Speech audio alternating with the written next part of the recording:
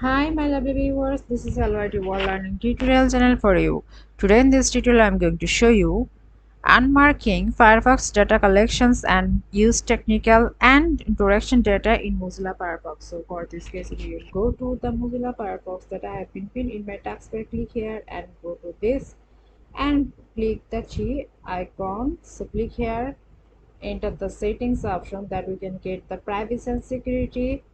Also click this and we want to go our requirements tasks that have the Firefox data collection and use.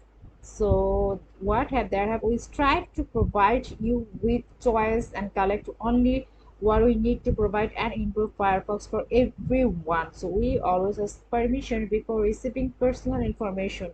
So we want to unmark and unselected these things. So see, in this way we can do these things. So thank you so much for watching this video. Please subscribe this channel. Hopefully this tutorial will help you so much.